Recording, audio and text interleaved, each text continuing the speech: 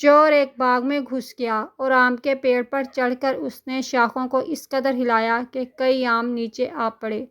اتفاقاً مالی بھی آ گیا اور چور کو دیکھ کر کہنے لگا، کچھ خدا کا بھی خوف کرنا چاہیے، تجھے آخر مرنا ہے اور پھر حساب کتاب کے لیے قیامت کے دن اٹھنا ہے، تب خدا کو کیا منہ دکھاؤ گے؟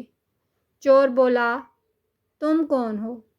یہ باغ خدا کا ہے اور میں خدا کا بندہ، وہ کھلاتا ہے تو میں کھاتا ہوں، اس کے حکم کے بغیر تو پتا بھی نہیں ہل سکتا، مجھ سے جاہلانہ کلام نہ کر، معلوم ہوتا تجھ میں نری جہالت ہے، عقل نام کو بھی نہیں۔ مالی نے یہ بات سن کر دل میں کہا کہ چور بڑا منطقی ہے، میں اس کی منطق میں ایسا مناسب جواب دوں گا کہ عمر بھر نہ بھولے گا۔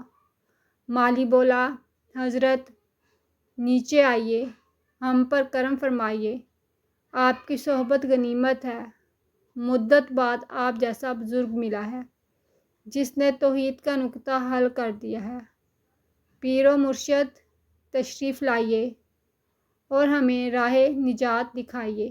چور ایک بھرم کے نیچے اتر آیا، مالی نے وہیں پکڑ لیا اور آم کے درخت سے خوب مضبوطی سے باندھ کر پہلے تو مکوں سے اس کی توازے کی، جب تھک گیا تو لاٹھی لے کر اس کی خوب مرمت کی۔ جب مار نے چور کو ڈھیلا کر دیا تو لگا فریاد کرنے، اے ظالم، خدا سے ڈر، میں نے تیرا کیا نقصان کیا ہے کہ مجھ بے گناہ کو یوں بے دردی سے پیٹ رہا ہے؟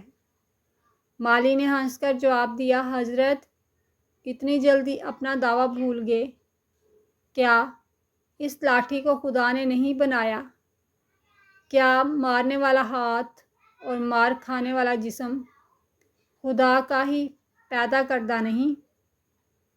آپ کیوں ناحق گلہ کرتے ہیں؟ اس میں آپ کا کیا نقصان؟ اس کے حکم کے بغیر تو پتا بھی نہیں ہل سکتا، آپ کی یہ فریاد جاہلانہ ہے۔